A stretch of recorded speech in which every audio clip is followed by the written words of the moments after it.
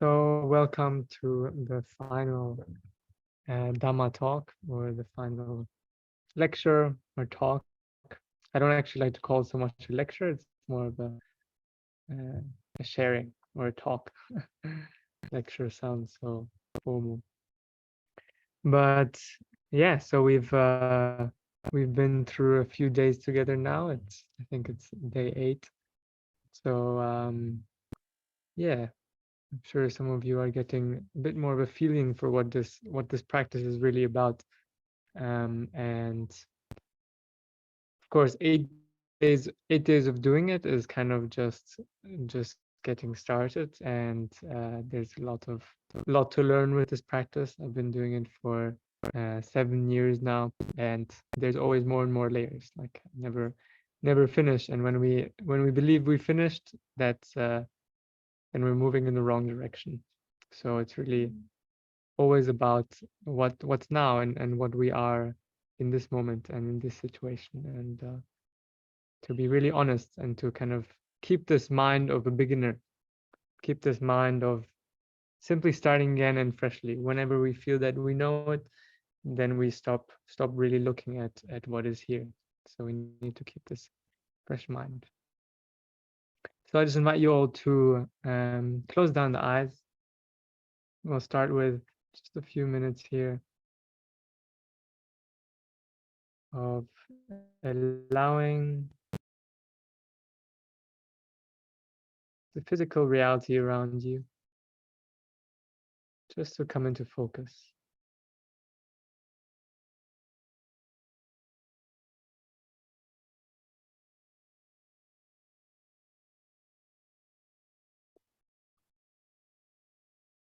Everything that you can sense that tells you where you are,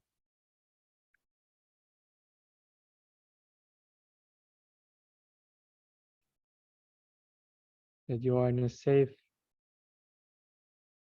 place,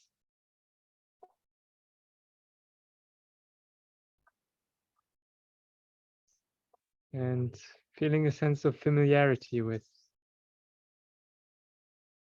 what you're sensing, a sense of arriving in familiarity.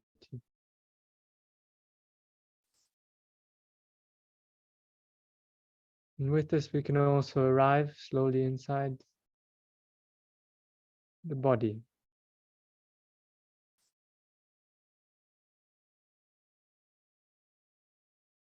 our kind of ground, which is always here,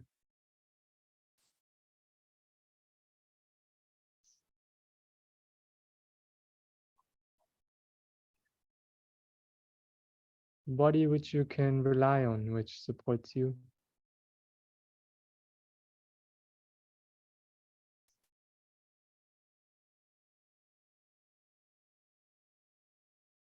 Body that has its own intelligence, that you can trust.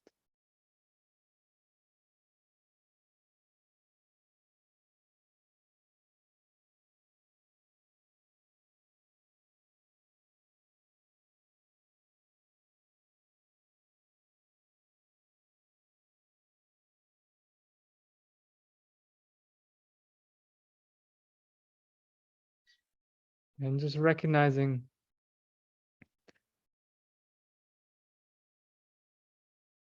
how the body is right now. So in what position. If you are standing, just recognize that you are standing. If you are sitting, recognize the feeling of sitting.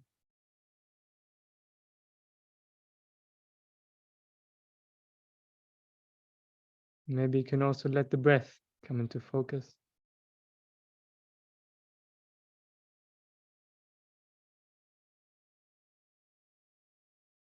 And maybe there's a sense of stillness.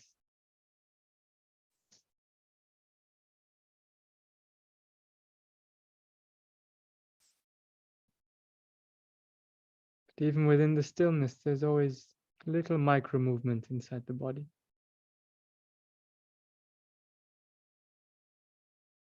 The body is constantly adjusting to keep us in balance,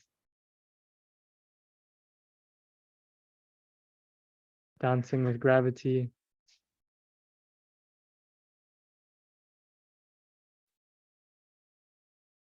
And all the dances inside of us, which we cannot yet perceive.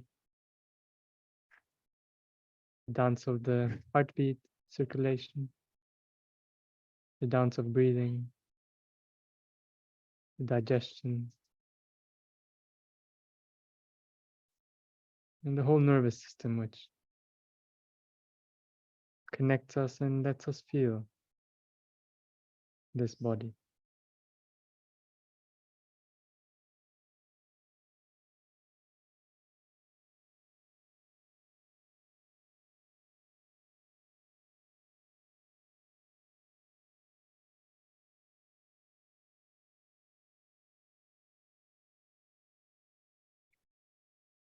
It's a process of getting familiar with the body.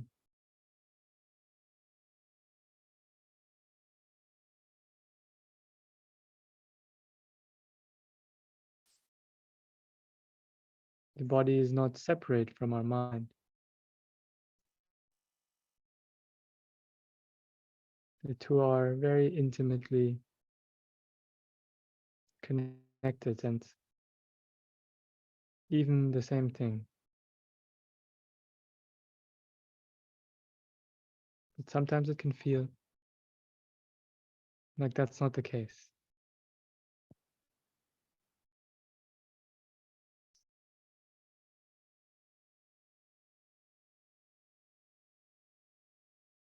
And when we slow down and just sense, just perceive, we start to appreciate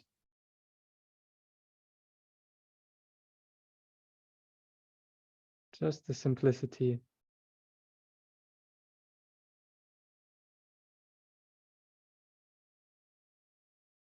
of body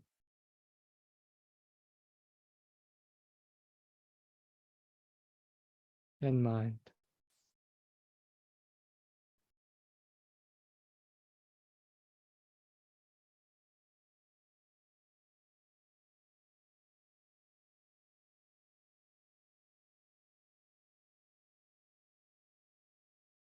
Okay, so you can slowly open up the eyes and let the world come into focus again.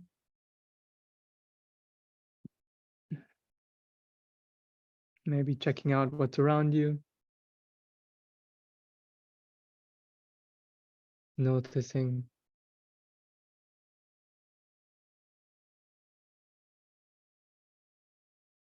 just being curious about what's around you.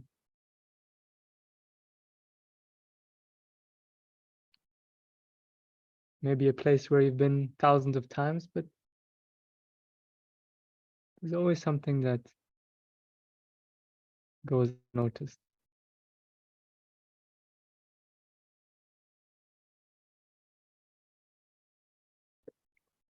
Okay, thank you for joining today. So yeah, today is the last lecture, and I just wanted to talk a little bit about the journey we've been through together, and maybe add also a few thoughts or from my experience, what has really helped me to integrate this thing that we seemingly do in isolation and in silence and alone on a meditation cushion to the rest of our lives. Because as we practice more, we really realize the practice is no different from our life. And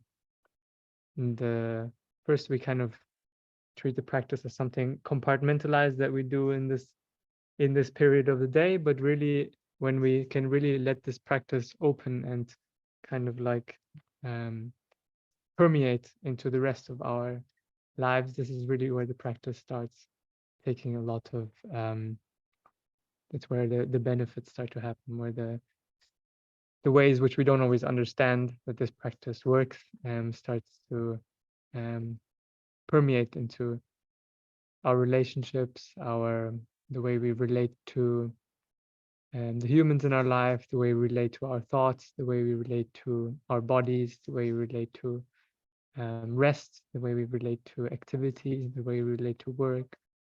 Um, we can let this practice touch every single aspect of our lives. So in the beginning, you took the precepts, and really the foundation for meditation is to already try and live a more moral, more kind, less harmful life. And this is already tremendous on its own, already tremendously supportive, just to be aware of that.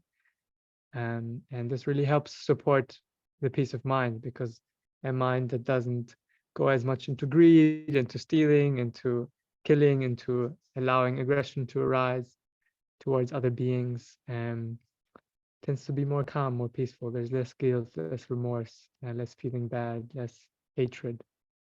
And likewise, when we start to do more kind things towards others, little things doesn't have to be huge life-changing things, but this also starts to create more loving kindness and care and calm.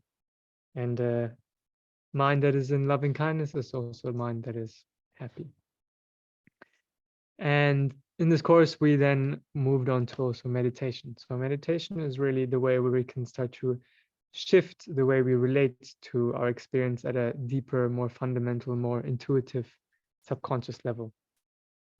So we practice a bit of samadhi meditation, samatha meditation, where we focused on the breath, focused on the small area, and there with the goal or the aspiration was more to develop this calm, concentrated mind, which some of you, as I was reading in chat, found easier than Vipassana, which can definitely be the case. When we have just one simple focused object, our mind can become more calm, more concentrated.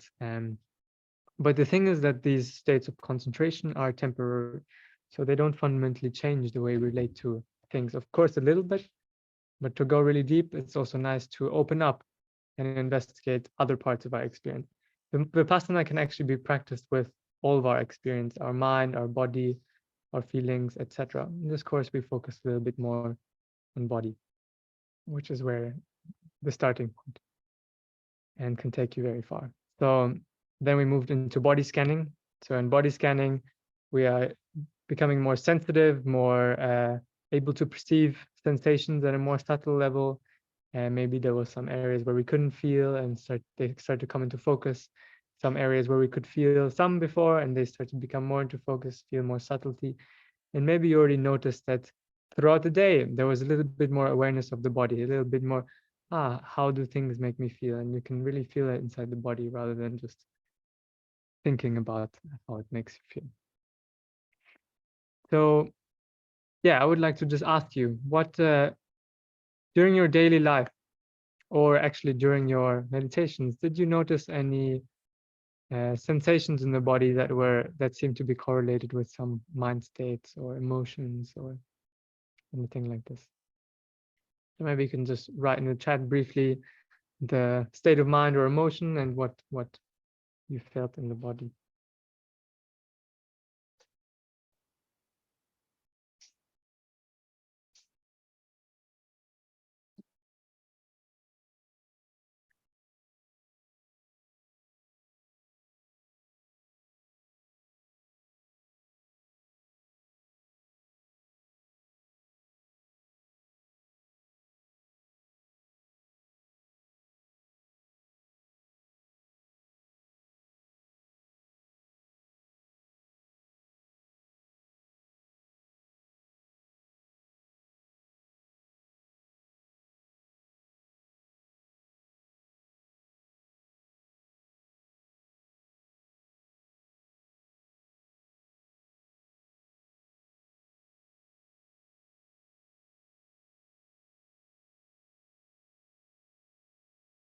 With a sense of excitement, and there was a feeling of softness and uplifting in the chest here. Great. Yes. The more positive feelings tend to carry this more softness, lifting, lightness, spaciousness.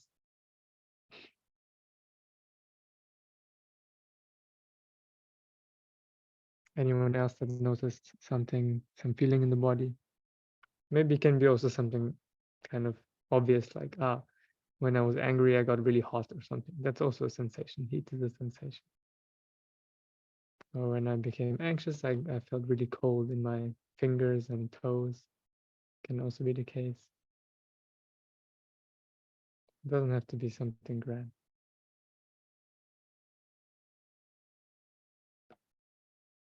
A sense of release from the chest. Okay, nice. Maybe there was some sense of holding before, some feeling of tension, contraction that maybe eased up a bit, and now that absence of contraction feels like a release. Yes, that can also. Gratitude, the warmth and the softness in the legs. Wow, nice. Yeah, that's nice that you can notice, Cedric, in the legs also. In the legs, we can also feel these things. They tend to be more obvious along this kind of central axis of the spine, the vagus nerve, and where we call different traditions call this the chakras, where we feel different primary emotions. But of course, they can also manifest in the legs, in the hands, all across the body. Okay, so let's move on. The body is a really important thing, and nowadays we use a lot our mind, our thinking mind, to make decisions, to think about stuff. For example, in the realm of eating, we have all read, what's healthy for us and what's good for us, etc. And we use a lot our thinking mind to make decisions. Or, you choose to eat the salad because this makes me healthy because I read that it makes me healthy, or I know this thing is better for me, etc. Which is great. It's not to discard the usefulness of that, but we can also use the body as a signal. So our nervous system is running throughout the whole body, and is intimately, then the mind is also part of the nervous system, and we have the system which runs throughout the whole body, and the nervous system is constantly reflecting our environment. Our senses, they're perceiving where we are, what we feel, what we hear. Our mind interprets that information, and our nervous system starts to reflect that. So the way we feel different things is really through the nervous system inside the body. So as some of you were saying with some things that you felt, and the excitement, the softness, uplifting in the chest area, this is really just the nerves in this area sending signals, and this is how our mind knows, this is, we feel excited now. And usually this process is kind of unconscious. We don't tend to feel so much our bodies, but then as we start to have some body awareness practices, whether it's Vipassana or something other like yoga, um, or different movement things, and have more sensitivity, we start to notice that the body is really like this kind of information processing center, which is also constantly sending signals. And this thing of the gut instinct, what we all have, some feeling that maybe we don't rationally know something, but there's sometimes some feeling, maybe it's fear or excitement or something, which sometimes we can make decisions based on. And really cultivating more awareness of the body can really help us to attune to this. So for example, I've changed a lot the way I relate to food just by allowing myself to listen more to the body and to trust the body's reflex. For example, I will like smell a piece of food, or just by looking at it, looking at the colors, and then kind of feeling what my body, what my chest, what my belly feels like.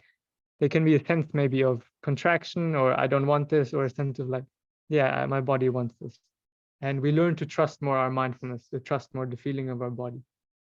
And likewise, when we have um, developed a better sense of our body, embodiment practices, um, we can also feed that information back into our decision making with the mind. So, for example, to use this example of food, also, after I eat this thing, and then I notice how my body feels, and there's this in my belly, this in my chest, or I feel more energy or less energy, etc., etc. And then I can also make better decisions for myself, not just based on what I heard or read. And so really, this is one of the beautiful side effects of the mindfulness of the body. Um, and yeah, but we keep cultivating this deeper relationship and understanding both the body and the mind in our meditations. So another and probably the most effective thing that mindfulness does, it kind of interrupts the usual process of chain reaction that happens in our mind and body. So here's a kind of illustration where basic thing, maybe someone you're close to, you have a relationship with, not necessarily romantic, says something you don't like, or says something that triggers you. Maybe they meant it in that way, maybe they didn't mean it in that way, but our minds kind of takes a lot of our past information and maybe past things that happened to us and overinterprets it, over creates something out of it, and we start to get upset. Maybe it's fear that arises, and we feel more anxious, and then we feel anxious about the anxiety, and this kind of like builds and builds if we stay with the object of the anxiety or stay with the object of the anger. So I keep thinking about that thing that made me anxious, and then the body, the nervous system reflects that anxiety more and more. There's contraction, there's fear, there's and maybe your hands, feet get cold, whatever. And it kind of spirals that way. And usually the way we deal with this, either like we go for a walk, if it's a healthy way, go for a walk, take some space. Maybe we are able to communicate that in the moment, or maybe we lash out in the moment and do things that maybe we regret. In the worst case, of course, I'm sure everyone's found their own ways to manage that. But an alternative is also just to be aware. And this is what we're practicing on the cushion. We are just practicing the skill to be just aware of the body and equanimous towards whatever is. There's uncomfort, that's okay. There's blankness, that's okay. There's fuzziness, that's okay. There's contraction, that's okay. There's happiness, great. I can enjoy it, but it's also okay if it passes. Equanimity is this really deep skill that we can start to build and can really be fundamental. Equanimity doesn't mean we don't feel anything anymore or just have to be neutral all the time. On the contrary, we can actually allow ourselves to feel more, because we can let those feelings be there without needing to change them, create them, maintain them, want more of them, push them away, etc. And so when we have this skill developed more and more, we can start to become aware of more and more intense things. And just so here's kind of the alternative path. We just the moment this kind of discomfort and contraction arises, we're just aware of the body. And maybe then there's a moment of not being so aware, and we start again thinking about the thing, and it gets a bit worse. But then again, we just interrupt this process just with a sense of awareness. And we don't have to do this for 10 minutes straight. We can just do it a few moments here, a moment here, a moment there, and that already helps to kind of put a little break on this train, on this momentum of the emotion or sensation. And over time, you'll find that maybe when you were angry for 8 hours or two days, it just becomes half a day, and then half a day just becomes 2 hours, and 2 hours becomes 1 hour, 1 hour becomes 10 minutes, etc., etc. And of course, there's some things where it's more difficult to do it than others, but this is really the training to find out what are those things that still trigger us, that still bring us a lot of suffering, and pay closer attention to what really happens in the mind and body when those things happen. It doesn't even have to be externally caused. It can also be a thought that we have. Like, for example, for me, sometimes I feel doubt about what I'm doing with my life. I'm just in Thailand. What am I doing? I need to make more money, to have a job, and to support my family, etc., etc. But then, when this thought train starts, you can just recognize, it's starting, and recognize the sensation, recognize the thought. And that's not to say we ignore that and don't do anything about it, but it's just to create a bit more space around that, because when we are contracted and anxious, we tend not to make very good decisions. Yes. So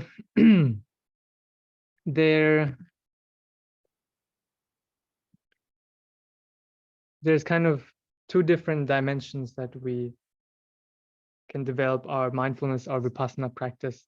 The first one is the depth of our practice. So this is where we start to go deeper into mind and body, what you've been doing in the sitting practices, where you start to see more detail, maybe things you didn't notice before, starting to notice maybe there's more different states that come, things you don't really experience usually in daily life. deeper memories, deeper complexes start to come up to the surface, and you're just increasing your power of mindfulness, your ability to be with anything in that moment.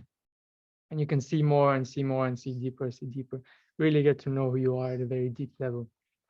So this is one very useful dimension. And of course, going to retreat, like residential retreats, where you're doing 10 hours a day is excellent for this. But we need to also bring the mindfulness into broader situations. Like I've met many practitioners who go on very deep, intense retreats, but then they kind of come out of them and they fail a bit to make this connection between daily life and the retreat setting or the meditation setting.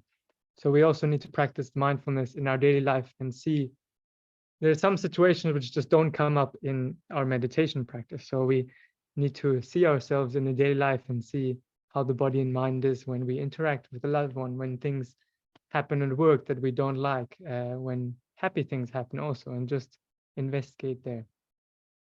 And this is where also, yeah, we can, the practice really starts to flourish.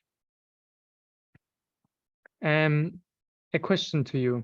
Name a moment in the last 8 days where you just noticed some feeling in the body or in the mind, something that maybe you wouldn't have caught before. Maybe there was a little bit more awareness in a situation. You don't have to kind of name what, but just maybe say the situation at work or in the morning or talking to someone. You just felt something that you wouldn't really feel usually.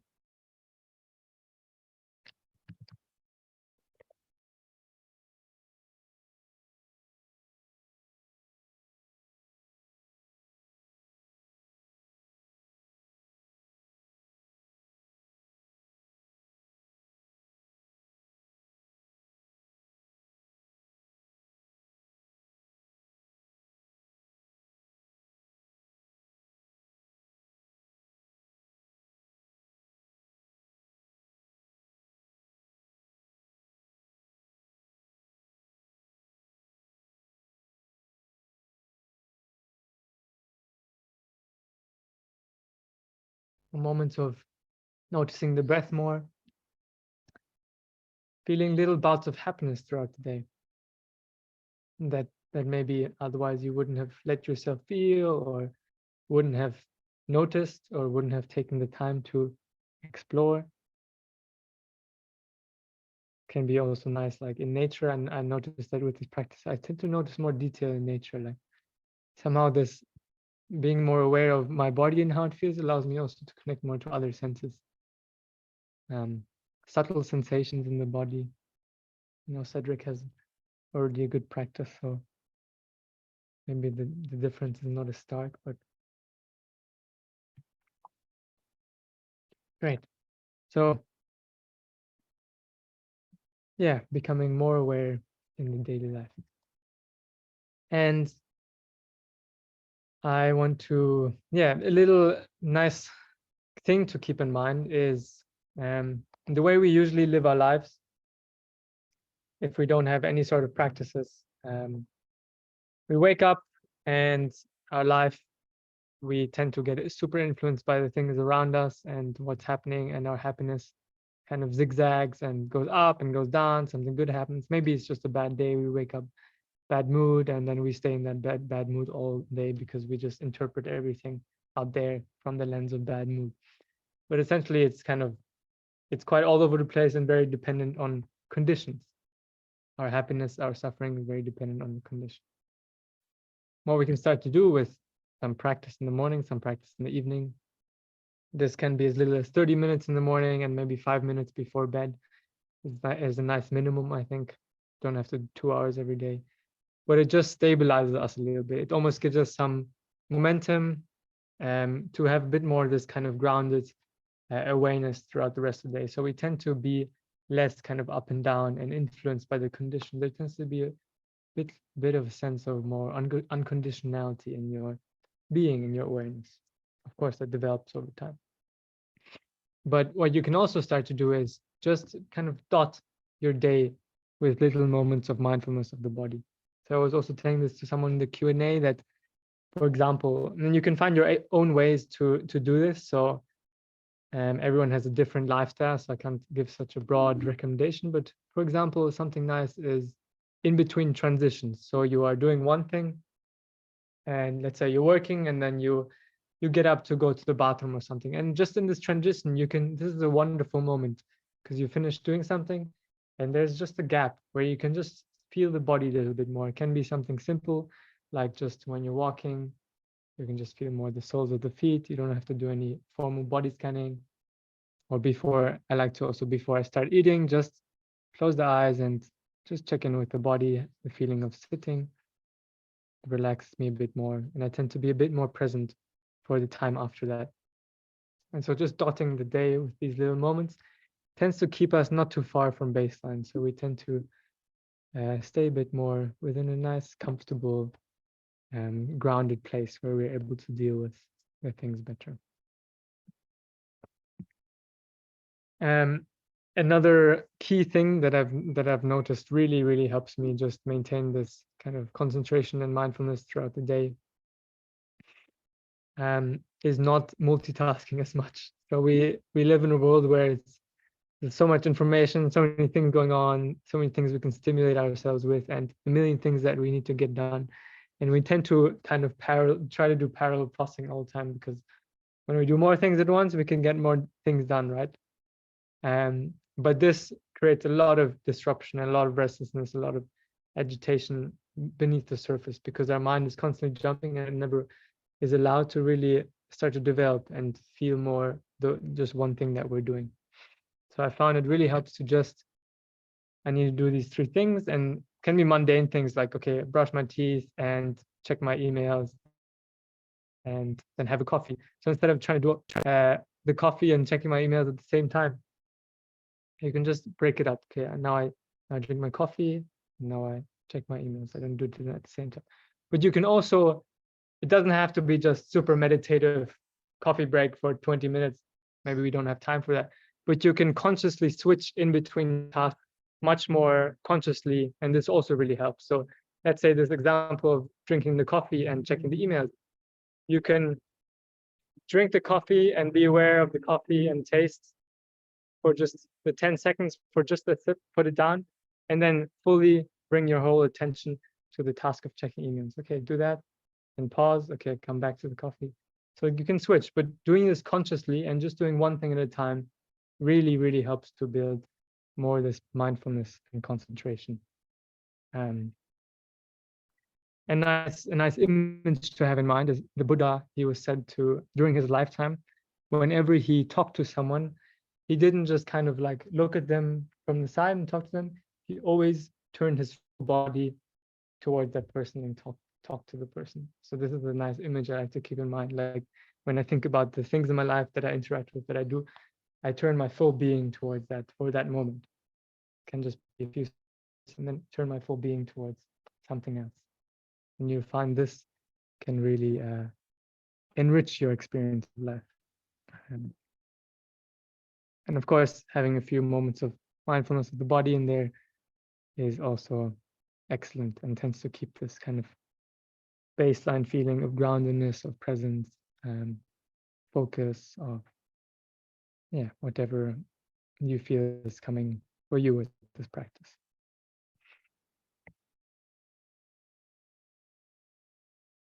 There's one thing I want to say there.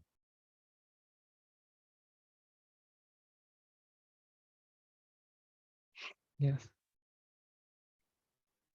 So a nice thing also is to think about, so the let me stop sharing screen for a second. This concept I talked about in the beginning of the course, this concept of the middle way, is supremely useful for this path also, because we tend to make things very extreme. It's like, we find all the stuff that we have to work on. I have this anxiety, I have this in this situation. But just to not go too far into that, and too far into like, I need to become better or a better yeah, it's nice to become better a little bit for sure, but we don't need to become super tight around this needing to improve ourselves, needing to be perfect. So sometimes it's just helpful to recognize that this moment is already an excellent moment. This moment is the most excellent moment of your life. Just what's happening now. Not because of things that are happening, but just because it's this moment. And everything is already perfect. This kind of primordial perfection that is just here. And just reminding yourself of this. And then letting the things that you want to be better at, the things you want to work on, come from this place of inspiration. And yeah, things are perfect, but let's do a little more. Let's be inspired to be better, rather than coming from a place of lack, or I'm not worthy, or I don't believe in the value of myself, and I need to be better in order to be something. I need to practice more Vipassana in order to be happier. No, this moment is already perfect, and let's make it a little better. So this, having this switch in my mind, I've found recently, especially really helpful. Um, Especially with all this kind of self-help stuff around. I mean, this is also a self-help thing, I guess, but you're already perfect and excellent, and this moment is excellent, but let's enjoy together. Thanks, Cedric. So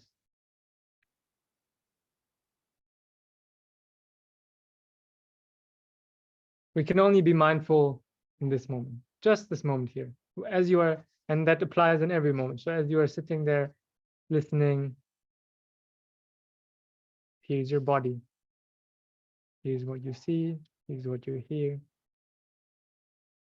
And if you feel something uncomfortable, it's just that. It's just an uncomfortable feeling that's happening right now. So it's always just body and mind. The more we start to see this, the more we learn, the more we understand ourselves, and the more we can really be who we are. This practice isn't about becoming a monk, becoming really slow and always walking slowly and mindfully, etc.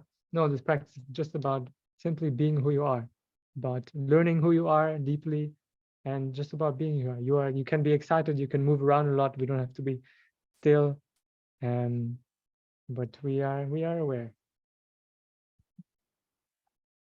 And yeah, just create the space with our practice to act rather than react to things, to come from a place of inspiration and create more wisdom, create more understanding, ability to discern what is helpful for us, what is healthy, what is wholesome, from the things that actually don't bring us so much happiness, and have more kindness. Through this practice, I've also found that the more I understand myself and forgive myself actually for, yeah, I have anger. Yeah, there's sometimes restlessness. Yeah, there's anxiety. The more I see and understand that in others also, and the more I can be present and helpful for them too. Okay. So in a second we can go to questions, but I just want to also mention briefly about dana. So dana is a Pali word and means generosity. So one of the qualities that we want to cultivate is also generosity, along with equanimity, tolerance for others, compassion, and concentration, mindfulness, etc. All these qualities that we want to develop. And this course is run off donations. So there's a little commitment thing in the beginning to help you, the $5. But yeah, this course really also is run off donations that people give to help. And this really keeps this practice pure, because the teacher, myself, I'm not relying on expectations or delivering value or something, but I'm just relying on the generosity and goodwill of people. And it's been like that also historically since the time of the Buddha. And the practice, the monastery is always supported by goodwill of people, and it's a symbiotic relationship. The people who practice the Dhamma more deeply share the Dhamma, and they then support it to continue practicing Dhamma. So yeah, I use money from donations for of course, some costs related to this, technology costs, etc. And also really to go deeper into my own path. Last year, I stayed in the monastery for 3 months and with a kids shelter, and a lot of the money was going towards that. And yeah, to help me continue to provide this. And I'd like you to think about, if you give something, if you feel inspired to, if you don't, that's okay also. If you feel inspired to give, think about your donation not as something that is paying for this course or paying for what you got. It's more about paying it forward. So actually, the course that you are taking now is kind of like donated from someone who did a past course, and your donation now is for someone that will take a future course. So just to switch that mindset a little bit and let it be an act of generosity to future meditators. Okay. So yeah, we have some time for any questions related to continuing the practice or how to practice. If there's something that's still unclear for you, please raise it. And yeah, space is open.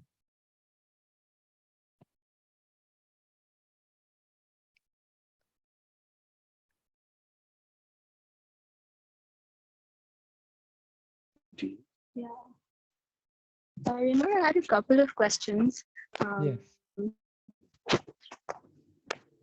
So one, the one was based on something that you said today, which is like, we can sort of get in the habit of, if you're practicing mindfulness or Vipassana, we can sort of get in the habit of noticing what feels okay and what doesn't feel so okay. Mm-hmm. And I think that's something that I've been trying to do, but I'm just struggling to sort of integrate that into my life, because what I guess feels okay for me might not be like externally okay, if that makes sense. Or there might be like external consequences for it and things. So one is that, and so yeah, I'm just trying to figure out where the balance. I can't hear the audio super well. Can you just so things you feel okay about, which are externally okay, but are not okay for you, or the other way around? No, the other way. So like things that it might feel internally okay for me to do, but just like don't fit in the framework of like Society. Yeah, exactly. So Can I you guess give an I'm just example struggling. if you would like to? Okay, so I like following my own timetable, right? So if I like, for example, feel like I want to sit at a moment, or if I want to like talk to someone at a moment, or if I want to write something at a moment, then that might not align with how like my work expects my day to be, basically. Or I might like need to work at a pace that's faster than what feels right to me, basically.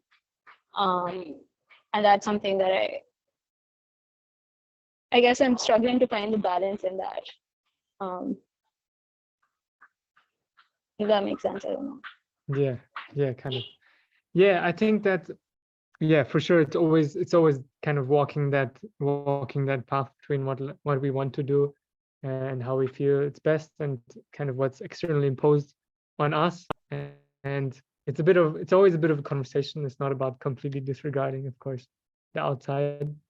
But my sense is that when you really when you learn to communicate this, how you work best, and kind of like framing it in the context of what they want from you, and they feel that this is really coming from a true and honest place, they will actually start to support. Maybe it doesn't initially fit in their idea of what is the right way, but if you can communicate that honestly, and maybe slowly also, not all of a sudden, then my sense is that this will be long-term lead to a better outcome, not only for you, but also for the people that are imposing that on you, which is kind of easy to say, but yeah, whatever the things are in your world that you want to do that with, that is my sense.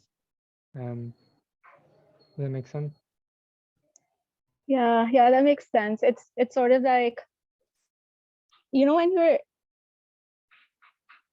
it's like because the awareness comes in bouts, and then there's just the moments where like it's easy to sort of get swept away in what other people are saying that is the right thing. So you sort of lose yourself. Yes. I lose myself in that a bit. Yes. But I think it makes sense to sort of remember to, I don't know, Yes. like it makes That happens sense. to me too. Yeah, I get you. It's like moments where you lose a bit of clarity for what's really happening inside you, and people are saying a lot of ideas and stuff, and you tend to like, because you maybe don't have the clarity in the moment, you tend to like just go with what's proposed. Yeah, that happens, but that's really, yeah, that's a practice where we can start to investigate more, like what are really the boundaries. Can I actually communicate here in that moment that I need a second to actually think about what I want, step away. Um, Sometimes it's going with that and investigating what happens when we do go with that, in our body, etc.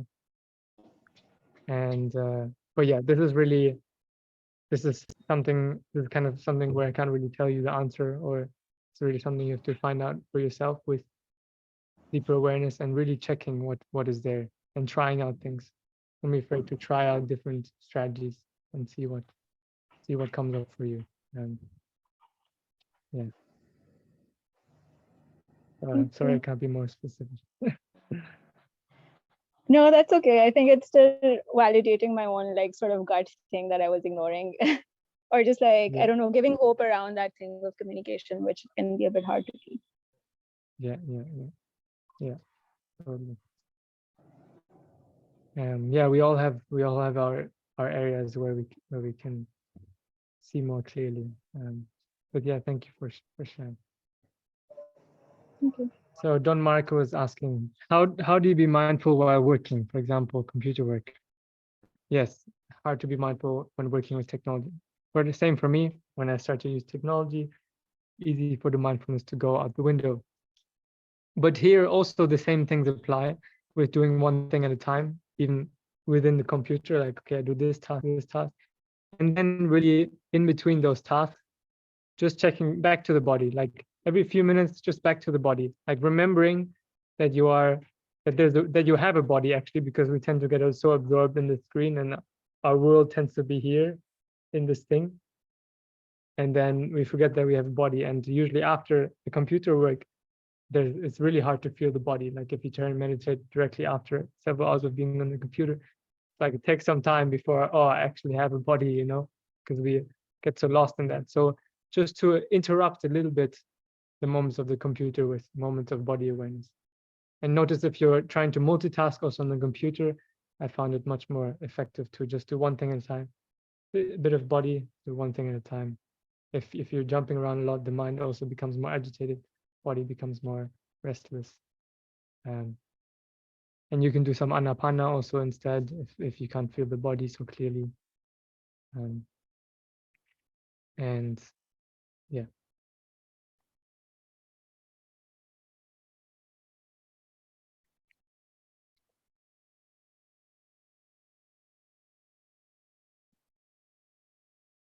what else is there?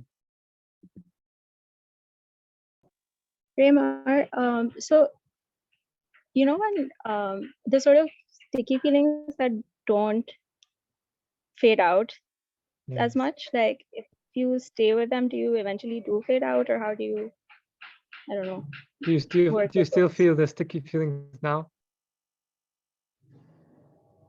Mm, I guess in my jaw I do, yeah. Pardon? In Yeah, your I do jaw? in my jaw. Oh, Yeah. but the other ones in the rest of the body, they're more not so prominent now, no? No. So they change. They're always changing. Yeah. And sometimes we notice when they change and sometimes we don't. And um, the stronger the feelings and the more resistance there is, the more difficult it is to kind of like allow awareness to be bigger than them. Like awareness, sometimes the thing that's too big, awareness is here, and then the sticky feeling, the awareness is almost covered by it, and then our awareness tends to be like with some preference or some resistance to it or something. But when we increase our skill, the awareness starts to be bigger and see the sticky feeling, what you call it, like resistance, tension in the body, anxiety, etc., in a bigger space. And it's a practice, so we don't have to be good at it now. It's just developing that quality over time. And you don't have to make them go away. You don't actually have to. We don't have to be aware of them to make them go away. We just have to be aware of them and recognize and just be aware. And sometimes we're not aware of them. That's also okay. So also allowing ourselves to accept non-acceptance. So when we be really mindful and can absorb it and be very okay with it, great. Sometimes we can't do that. Sometimes we feel more triggered, more anxious, more angry, and we simply can't do it. And that's okay too. And here's also important to mention that we have always many options, things that we don't always have to deal with things through mindfulness. And having a little bit of mindfulness is always good in there, but we can also go for a walk, we can do something else, do something nice, which is a bit more, into like focusing the mind elsewhere. But it's also okay. We don't have to become perfect mindful beings all the time. We learn how to use mindfulness at different levels. And over time, the skill of mindfulness gets better, and you can do this more and more easily with different things. For example, for myself, I found after I started doing more intensive retreats, it was easier to do this with stronger flashes of irritation or something, like when something happens in a situation and there's a strong flash of something and I can clearly catch the sensation, then it disappears. But it was much more difficult to do with more subtle things like moods, like being bad mooded or something throughout the day. And it's like not something strong, but it's like little things at a time that like bother me. And I found that harder to catch. But now, after a few years later, I have more awareness and I can catch also those subtle things. And for sure, there's still things which make me suffer, but it becomes less of a time. So letting it be a journey, not have to be perfect now. Yeah, I think it's like coming to meditation from like a very therapeutic sort of place where it's like, okay, you deal with the unpleasant feelings, or you deal, and yeah, it's a different approach for sure, to just like Observe. not try to fix or change it. Yeah. Yeah. Use both. Both is best always, I feel. Yeah. Use both. Don't discard the therapy and the healing and doing something, but everything with a little bit of mindfulness and can make the therapy actually a lot more effective. So for example, for Vipassana, the end goal isn't sort of to fix or change or whatever, then like what is sort of the end thing that is being worked towards, or like The end thing, or I wouldn't call it the end thing, but the thing that we are cultivating is more wisdom, more kindness, more freedom, essentially. Freedom from noticing the suffering states of mind earlier and catching them and recognizing when they start. If you can recognize when they start, you can abandon them immediately. Sometimes we recognize them later. It's about recognizing the happy states of mind, the wholesome states of mind. And what makes us happy isn't usually what makes us happy, but it can be also more subtle, more like the way we think and the way we practice, some subtle things, not necessarily like, this person makes me happy, this person makes me unhappy or something. And so catching that, but then also becoming more free from all states of mind. So the more we just notice states of mind, the more we just recognize that everything is changing, and the change kind of happens by itself. There's no everything is just body and mind. So everything is just phenomena appearing. And it's almost like the more deeply you can cultivate that ability to immediately go into a meditative or a Vipassana way of relating to experience and just becoming mindful. This is just body, this is just mind, this is anxiety, this is sensation, whatever. The more quickly you are able to go into that deeply, you have kind of two worlds that you can switch between. You can switch to the relative world where you are still, I'm Raimar and I'm interacting with Maria and we're talking about this and I'm using my ideas, etc. And sorry, someone just walked by, distracted. But and then the other world is a world where you're just using Vipassana and everything is just body mind, and just switching and learning when to switch and using that type of awareness can really help also to create more space to deal with things in the, let's say, more relative reality. So that's yeah, that's kind of broadly. But you can really use this practice however you want, however suits you. And that's just my answer. And we have to find a bit our own why we practice. And that's why in the beginning of the course, I ask you to know why you are doing this, which can change. Thank you. Thank you. Does anyone have any question about like how to continue practicing? I also going to send out one blog post about like some specifics about, oh, should I do Anapana or should I do Vipassana? How long should I do? That kind of stuff. I will send out a post about that, which has a bit more detail and kind of summarizes the principles of the practice. But yeah, if you feel Anapana worked for you better, go back to that. If you feel Vipassana is difficult but interesting, try that. But you can also switch between. So on Monday, I'm going to send like a more general meditation, which includes 1/3 Anapana and 2/3 Vipassana. So you can do it also, mix and match.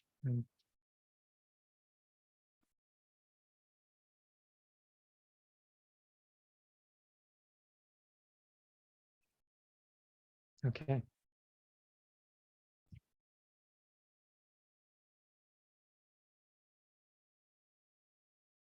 Looks like nothing else.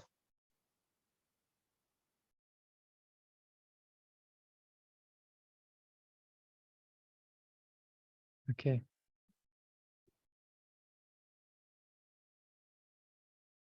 Wait, I'm just waiting. There's a bunch of people walking by. They look very meditative.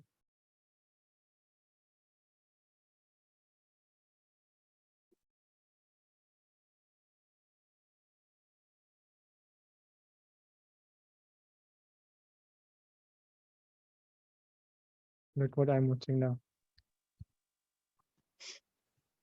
I think Kizzer wants to say hi to you. There's just a bunch of professional people.